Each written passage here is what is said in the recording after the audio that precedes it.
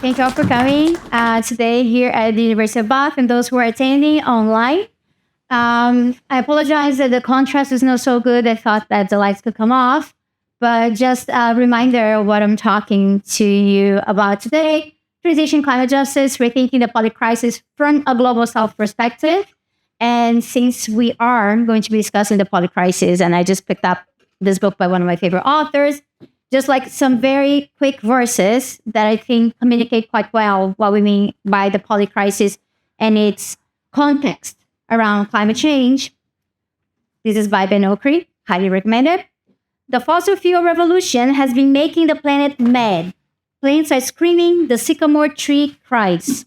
For eternal cleansing, even the rain is contaminated. Falling through an atmosphere that's saturated with the toxic junk of the living, which sends me into my next slide. So Edward Burtynsky is a very famous Canadian photographer. One of his exhibits is in London right now at the Saatchi Gallery. He was behind the production of the documentary Manufactured Landscapes, also the Anthropocene, part of the thing behind the Anthropocene documentary. And this is an image that I think talks a lot about this toxic junk and what's falling apart and destruction. It was actually from Germany, and it's part of the struggle of local communities in Germany against the expansion of the coal mines in Germany. The machine right there in the back weighs about 12,000 tons. It's the level of destruction is very, very large, as you can see. But maybe in the back you can't really see it, but from the documentary you can tell right there, you can see wind turbines.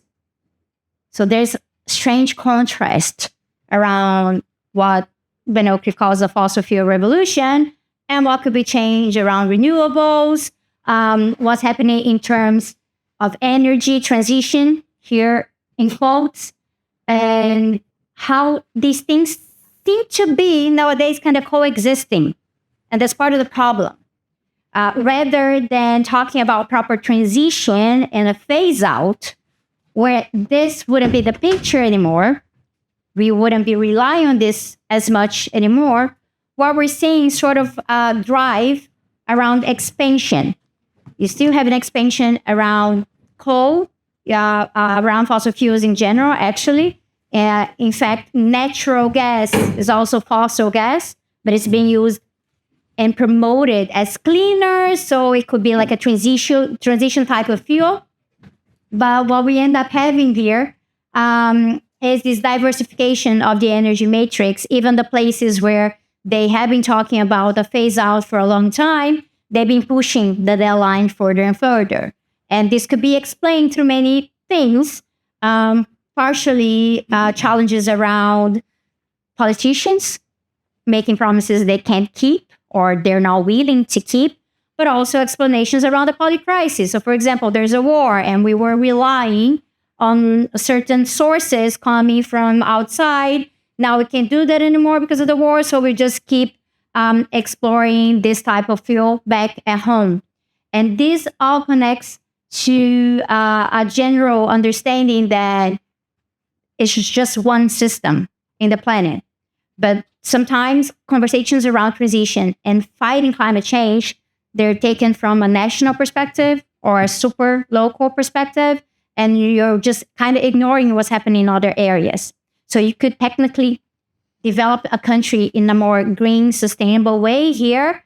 And well, look at that. We're not suffering, our population is not suffering from being close to a landfill site. Why? Because waste is being exported somewhere else. So you're not really seeing the effects of the production and the consumption system at home. But what is a polycrisis here? Polycrisis is sort of a buzzword nowadays. The concept's not that new, but it has come back partially because of the work of Adam Tooze, but also during the pandemic, a lot of people saying how under the COVID-19 pandemic, we were facing a lot of new challenges and previous challenges were also being affected. And that was creating more risk and unpredictability. And the situation around unpredictability is very important for us because you can't really predict things from weather and climate patterns to tendencies around how people are voting or things around employment, production, etc. It's really hard to plan where you're going from here, and it's also harder to prepare for shocks and other adverse effects. So people started talking about the polycrisis. The concept is important to us because it goes beyond the idea that we have a lot of crises at the same time. We're actually very interested here how they connect and how they interact and what they're producing. That's sort of new here. So we're looking at the cascading effects of the polycrisis. We're looking into what kind of transformations are coming from the polycrisis. But obviously, you could still look at the polycrisis and say, wow, we have multiple crises at the same time. They're interacting. They're really bad. So we need to figure out a way to become more resilient during the polycrisis. So we're not suffering from the shocks and these increasing risks as much as the others. But then there's another perspective where we should actually be thinking about not just becoming resilient, but actually overcoming the polycrisis, finding solutions, trying to tackle the root causes of the polycrisis. And this has kind of led to different types of debates where you have more of a mainstream view that's very much focused on financial aspects of the polycrisis, what's affecting the supply chain of productions, especially industrial production, and other perspectives thinking that, well, did you know that there are places in the world where the idea of crisis is not something that happens every now and then, but they're actually kind of permanent?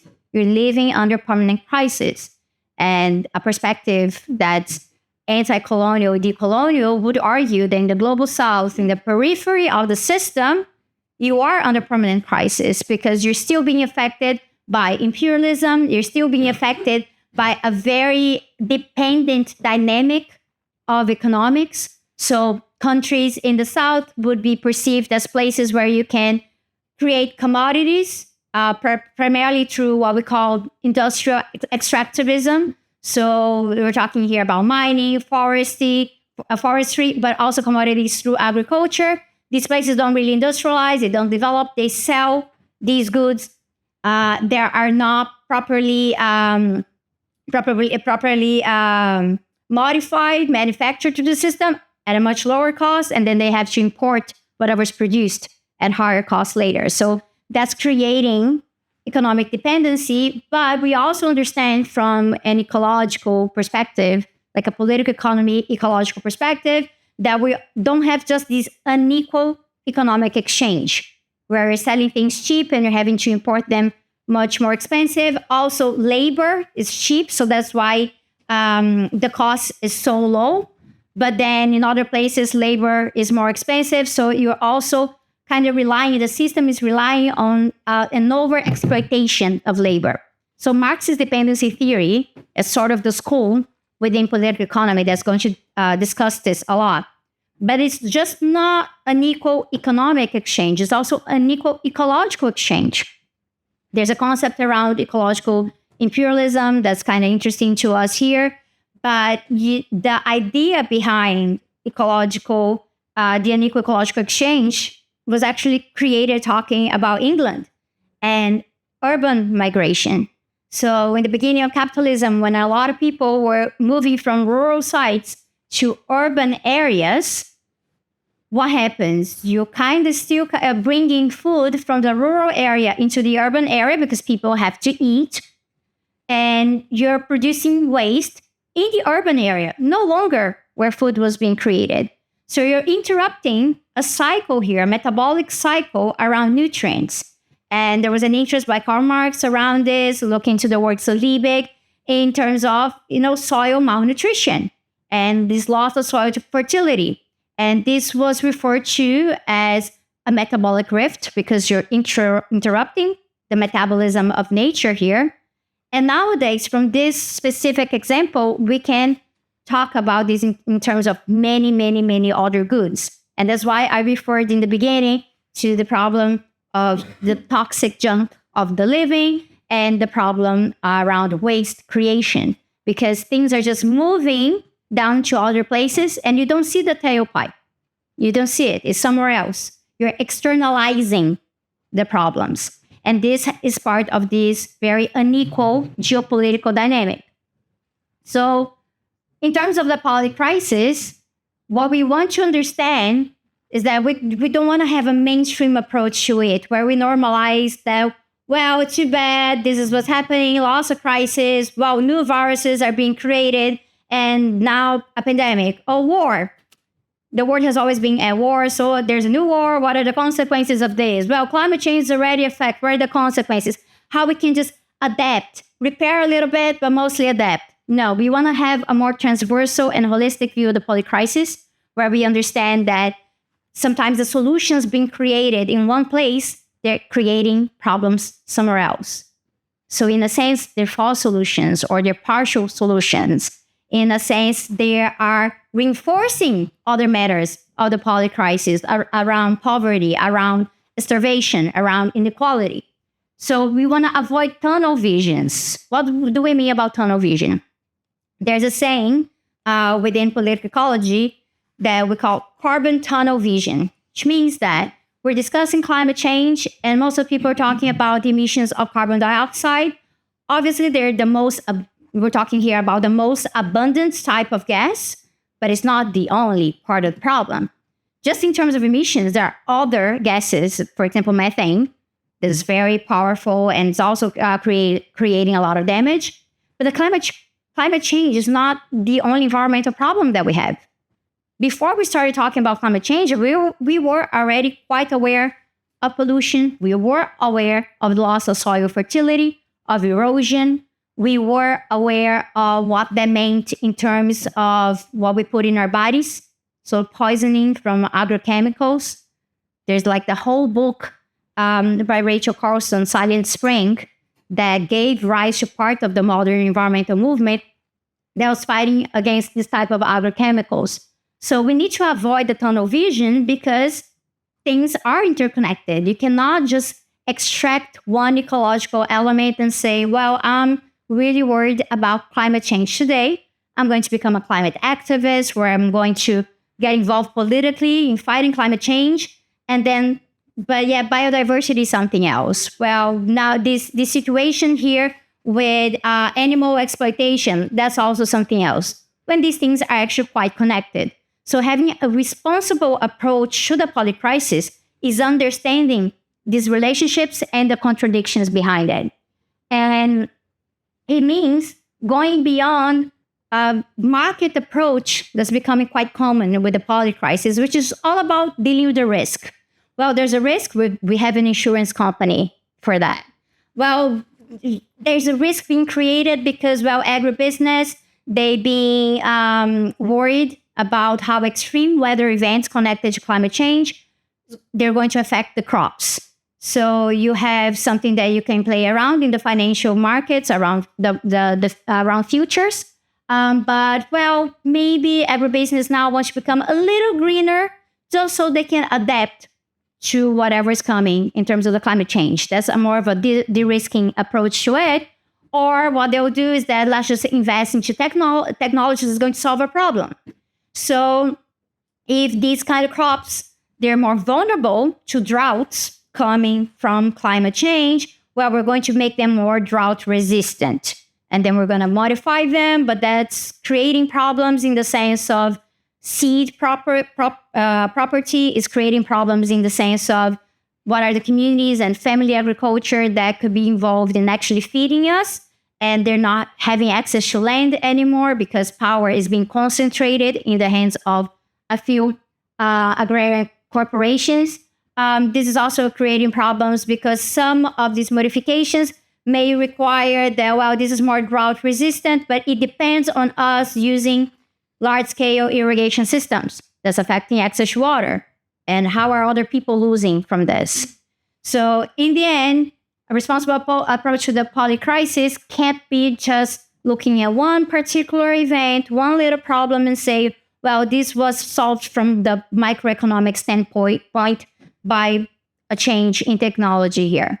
So we embrace the value of technological creation, but at the same time, we are critical of what's driving technological innovation, who's in charge, and what are the other consequences of the technology. And who are the subjects at the core of the crisis? We talk about crisis, but who's being affected? Who are the people losing the most? If there's flooding in Pakistan, who are the people losing the most, like in terms of losing their houses? What's the kind of displacement connected to this? If there are fires in Chile, and they're connected both to criminal activity, but also the heat waves and climate change, who's losing their houses? Does the state have the power to make up for some of this? Do we have enough adaptation and training for all of this? If there's conflict in certain areas in the world that we have normalized as conflict areas because there's civil war, armed conflict, and things like that, what's at the source of this conflict? Why do we use such generic terms all of the time? So we've been trying to go back into it and understanding, for example, a new wave of displacement happening in Congo right now. We're talking about 7 million people internally displaced. And you just look it up, wow, there's armed conflict in the region. But what are the natural resources involved in that? Why is there so much land grabbing? What are the economic interests behind it? And then you find out, well, Congo is actually quite rich in what we understand as critical minerals for the green transition. Cobalt being one of them. And obviously, you say, wow, but we need to electrify in greener ways, so we're not depending on fossil fuels. But if you just do that without concerning yourself with production and consumption and limits to how we live on the planet, you might be promoting a super green electric grid in one part of the world at the cost of displacement and destruction somewhere else. So this is part of our discussion because it will help us look at something and say, well, that's a false solution. Well, this is not actual transition. They're just adapting the system here. And this is why we want to have an approach here that's about risk and unpredictability, which is still very much important for us, but from below, from the people who are not usually telling the story, from places and territories that have been turned for a really long time into what we understand as sacrifice zones. Well, yeah, just sitting on a bunch of gold, or just sitting on top of a bunch of iron, and all these minerals are very important. How can we live without them?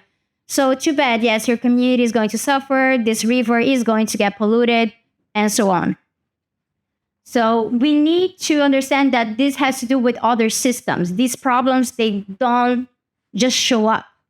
So we're talking about conditions inherited from the past, affirmed in the present. So this is a historical materialist approach here.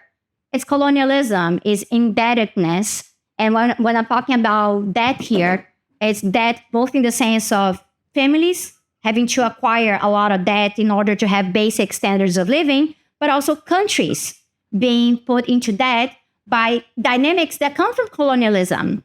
Why does Haiti have so much external debt? It comes from Haiti's independence. It's debt coming from somewhere else.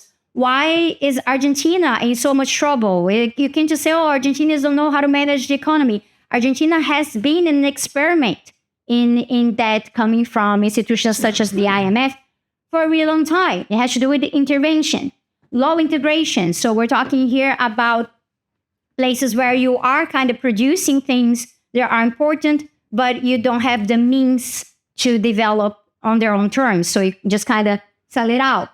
Part of the dependent economy, ecological imperialism, classic imperialism as well.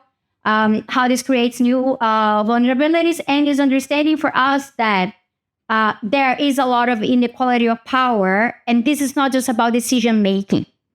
This is important so we don't fall under a trap of inclusion illusion.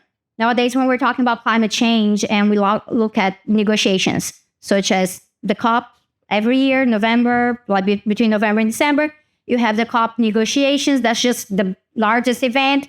The negotiations actually go on forever, every year, lots of meetings around it. And they're bringing a few people from the marginalized voices, from the global south, from the underdeveloped world. And they say, wow, you get to speak now. and you can tell the planet, can tell everybody else, global society, what we need to do. But in a sense, when you talk, people don't necessarily listen, because decision making and power behind is actually coming from somewhere else. So you can make beautiful speeches, and you can try to alert the planet of the risks involved for everyone, but that doesn't necessarily translate into policy creation, and very little translation into the dynamics of power that have been pre-established around it. So what we end up having here is like crisis of interdependence. We are all in this together, like the bus metaphor. We are in all of this together, but our ability to survive, our ability to make calls, and how we get to it is completely different. It's a very uneven scenario, yet we're all in this together. So it's also a very uncomfortable scenario. You can't just say that we're going to keep going in a certain way without looking at the other side of it. This thing with a bunch of arrows, and we're not going to go over all of this, is just going to explain the different ways the polycrisis have been approached. This is from Adam Tooze. You can find it on the chart book, which is sort of like his Substack newsletter over there. It's one of the most famous graphs around the polycrisis. But you can kind of tell there's like, oh, wow, European inflation, US inflation, Russia-Ukraine, US war, maybe, because, NATO, Russian gas boycott, and wow, if there's Ukrainian total war footing, this is leading to a refugee crisis in Europe, and all of this pressure on Russia, risk of nuclear escalation. But we are in the pandemic, so look, China, Omicron, and then you're talking about food prices connected to the war too, because Ukraine was a major player, as what we understand as like one of the world's bread baskets. Food prices, but then now that leads into a hunger crisis. And nowadays, prices have started normalizing again since the war in Ukraine began. But in many parts of the world, the prices are still very high. So where did they normalize, and in other places they didn't? Why not?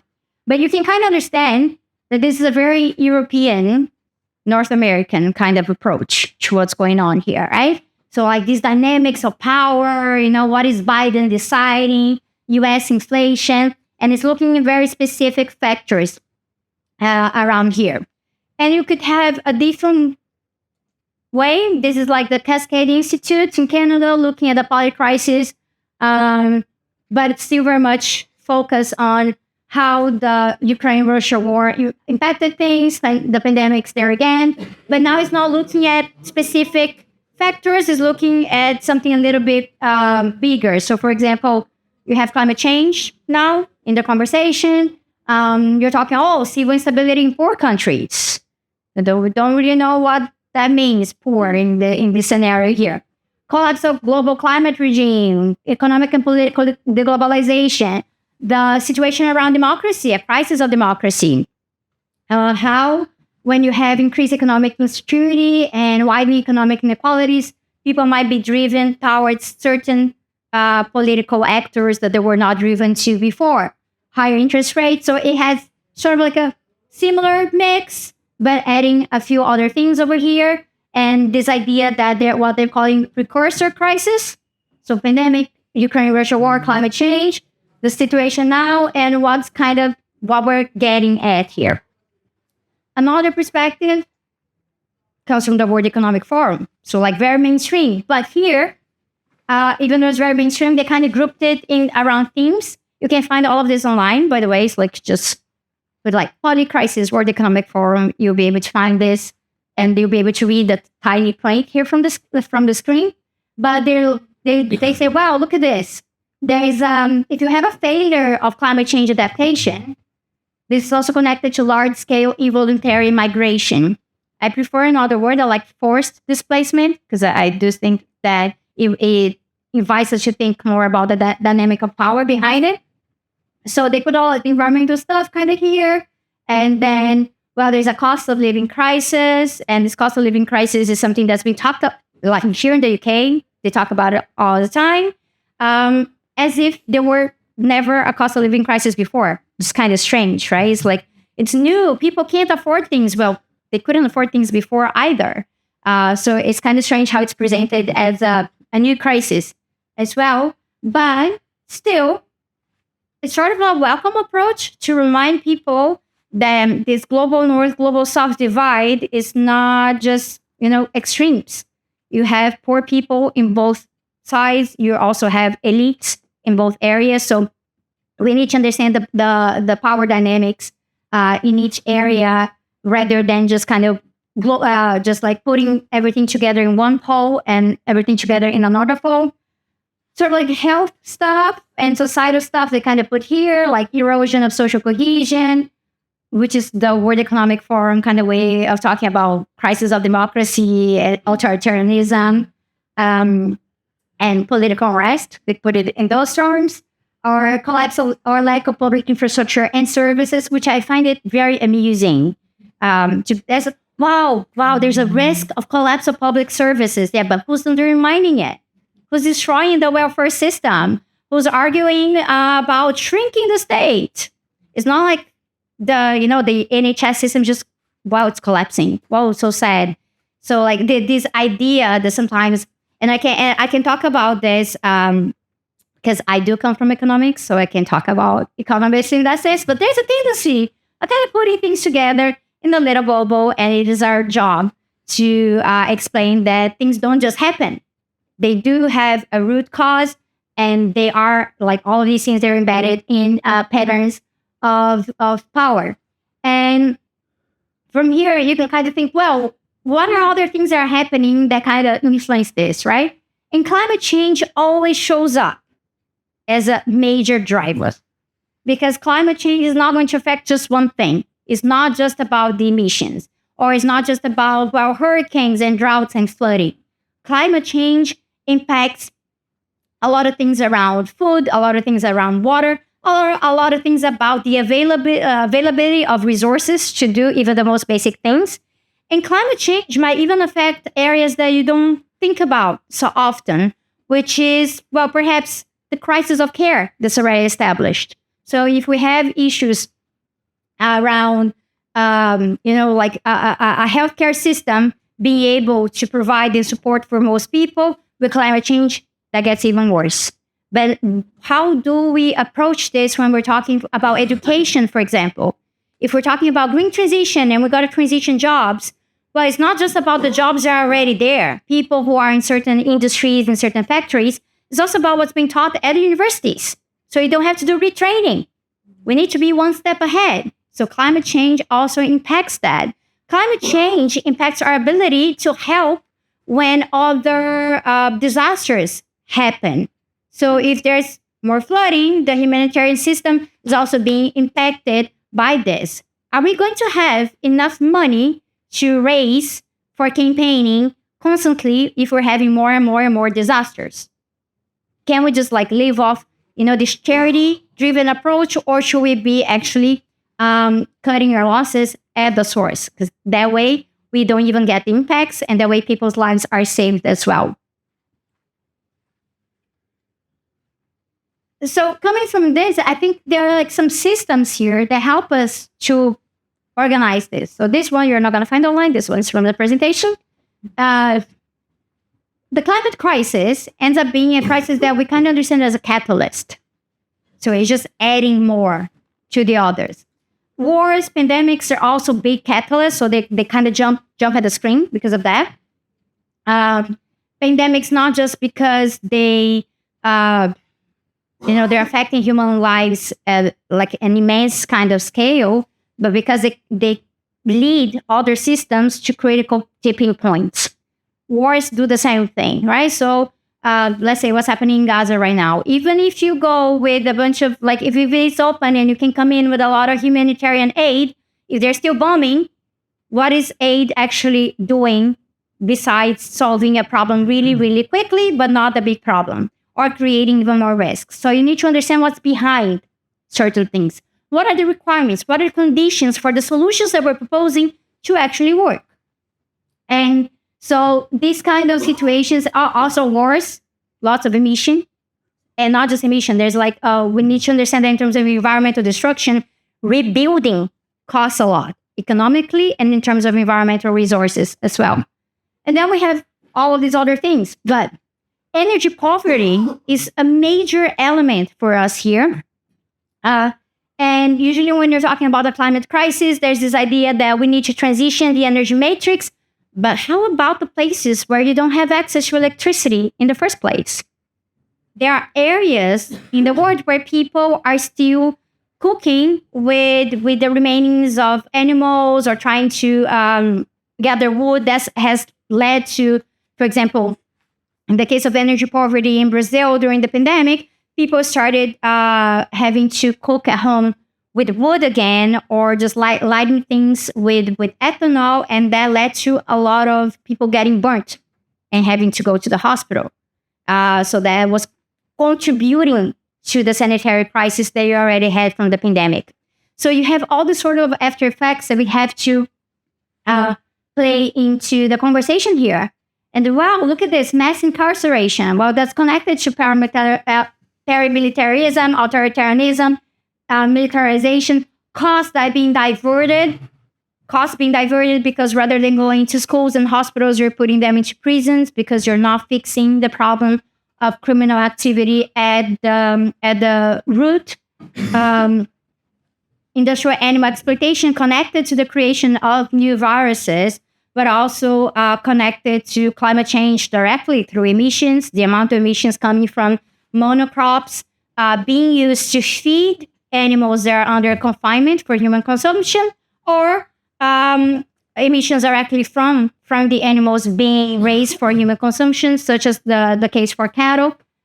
Technological risk, which is important because sometimes when we talk about things such as geoengineering, there tends to be an approach that, well, if we can't solve things fast enough, we're going to be more and more dependent on these geoengineering approaches that go from anything such as solar radiation management to engineering crops to be whiter, so they have an albedo effect and they'll be reflecting more back into the atmosphere. There's all sorts of things around geoengineering here.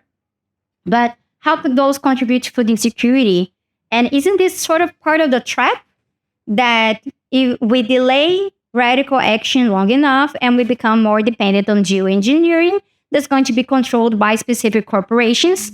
And then people just say, well, we don't need to do anything else anymore because we already found a solution.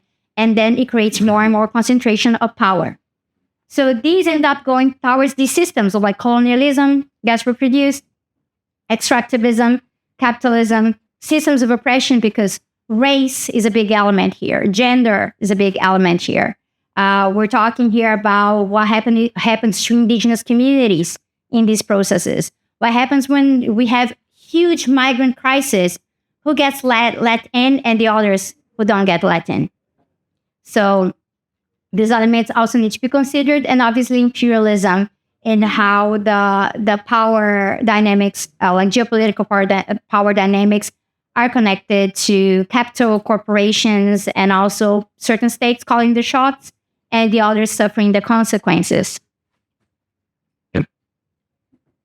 This is important for us because if climate is a catalyst in the sense that's accelerating other reactions in this crisis, we are already in a very bad situation. And to acknowledge this is to understand that catastrophe is a word for us to use nowadays, but it's not necessarily catastrophism. Catastrophism tends to put us in a situation where we stop acting. Well, it's too much risk already. We already went over some tipping points.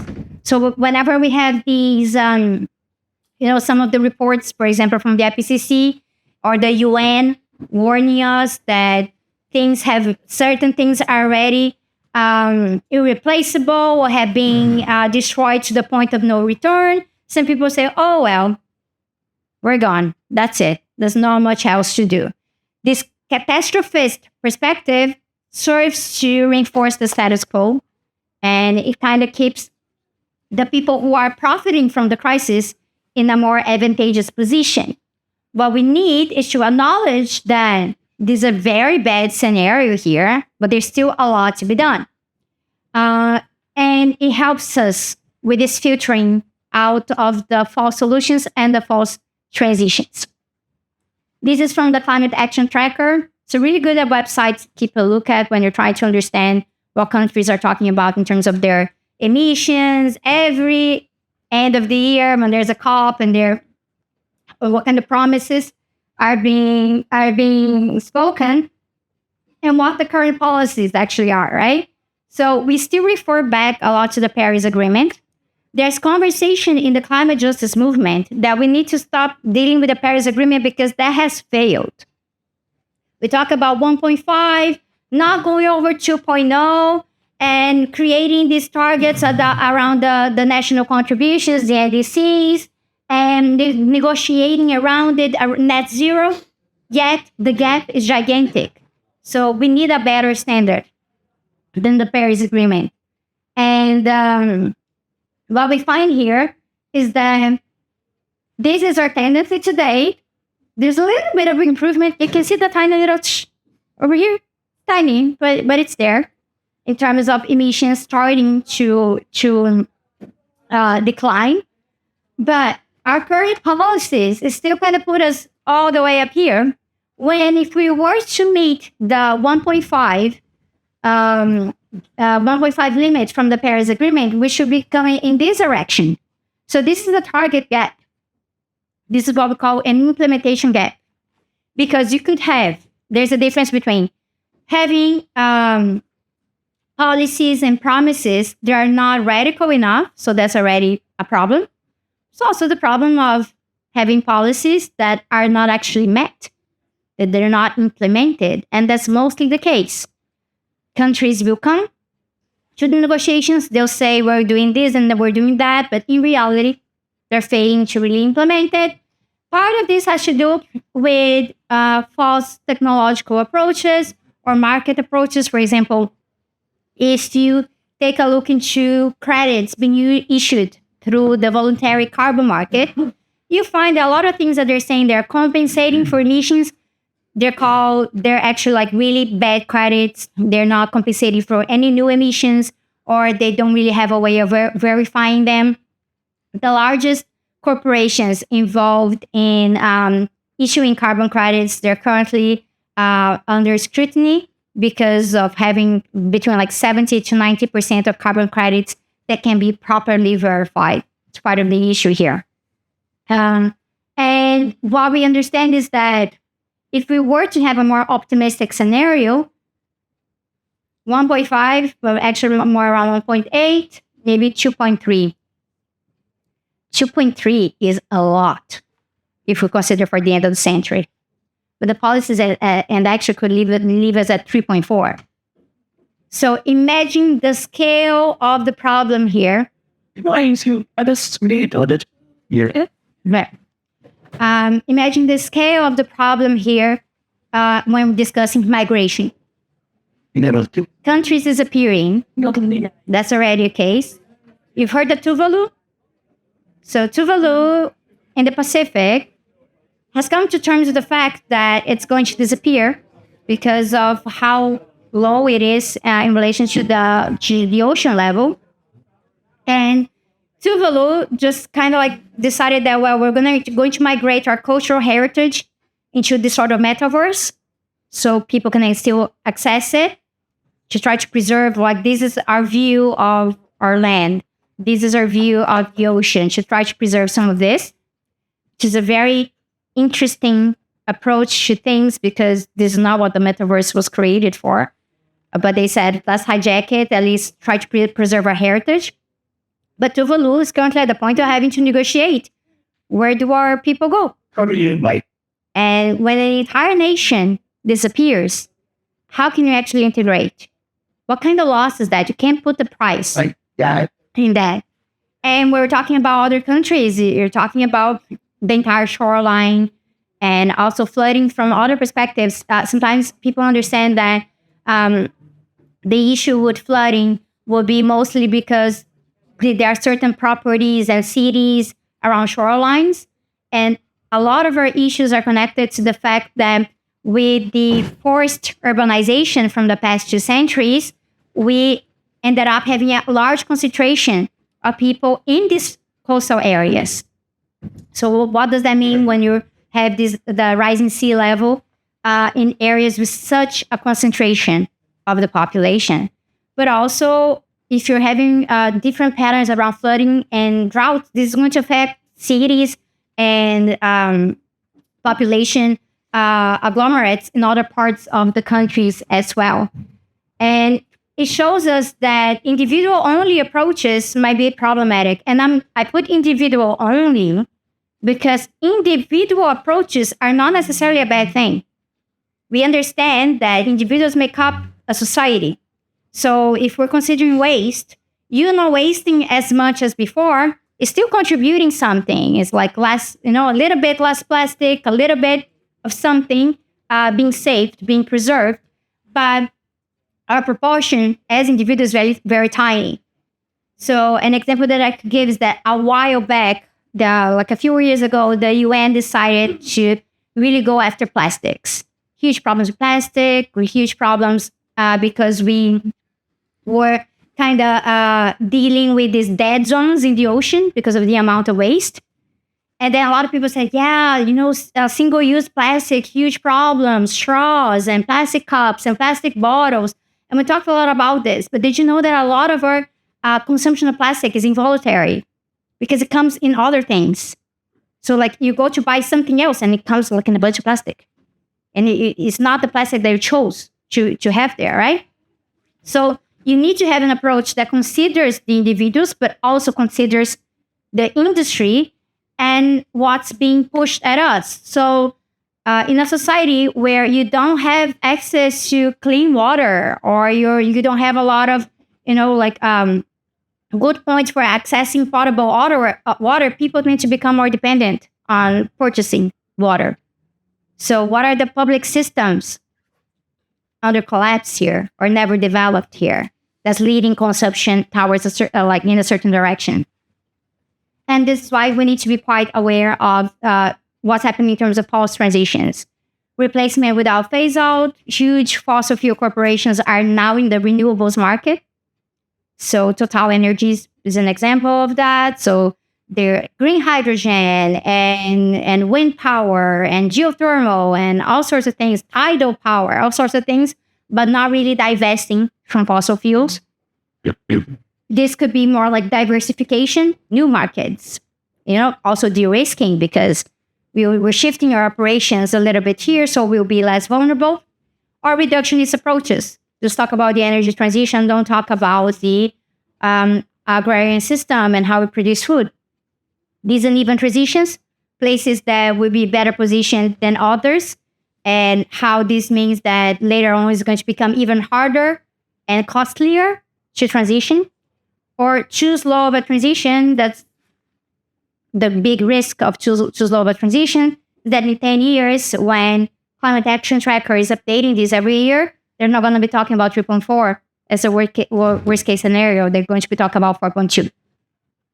So we need to have that in mind and understand that if we have a crisis of interdependence, we need to have a more solidaristic approach, which means looking at the other side at the same time as we look at our side of things. Means that we need to understand that these other crises are quite key too for conversation. So care, democracy, socioeconomic, and geopolitical issues.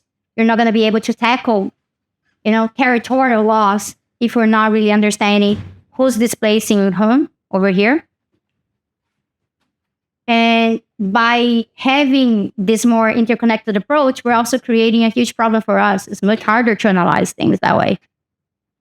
It's much harder to create policy that way, but it is what is necessary. So if we're having too much of a tunnel vision, we might be creating some solutions. We might be more successful, either as policymakers or researchers, academics in every area that we are, but it's not really going to contribute to solving the problem. So the big thing around looking at the polycrisis from a climate justice approach is that we understand that we have a problem with complexity because the situation is way too complex.